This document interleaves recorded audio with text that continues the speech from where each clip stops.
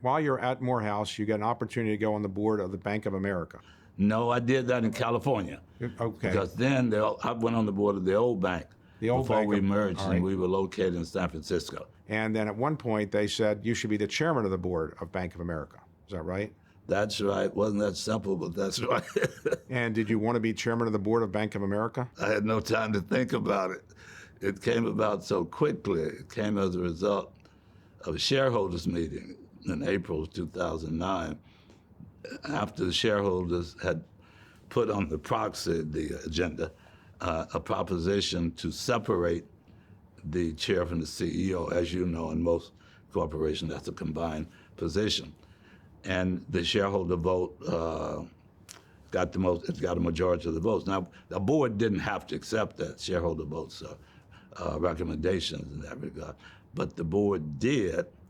And just after the board meeting, the then chairman, Ken Lewis, said the board executive committee was going to recommend it to the board that I be the chairman. This is on the way into the meeting. And I said, how long do I have to think about this? He said, about a minute. All right. So then after you get that position, a couple of days later, the federal government calls you up and says, guess what? We got to talk to you. You got some problems. They told you that you had to do some serious things to fix the Bank of America. Is that right? That's correct. I thought when I accepted the position, I thought, wow, it's prestigious, it's an honor. And I thought, well, I can do it. I've been on the board 15 years, so I wasn't a novice in the board room or with, by then, a financial institution. I'd been on the board of McDonald's, where we had a non-executive chair. At one point, Motorola had a non-executive chair, so did BP. So I had seen what they did. It's about a 2-day-a-week job, and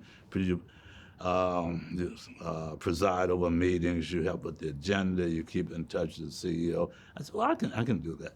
Until the Fed called and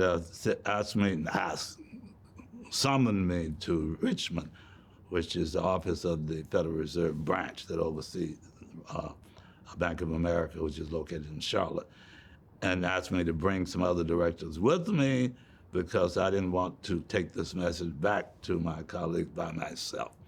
And the message they gave me turned this into a full-time job. So they said that you had some financial problems at Bank of America and you needed to make some changes. Yes. And ultimately, you had to spend a lot of time fixing the Bank of America. Is that right? That's correct. And so then you led an effort to pick Brian Moynihan, who's still the CEO of Bank of America. Is that right? That's correct. So that worked out okay. That's worked out fantastic. Brian, I think, has just done a wonderful, it's not just my opinion. He's been chosen CEO of the Year, I think, a couple of times, not just in the financial industry, but throughout corporate America. And the bank has done very well.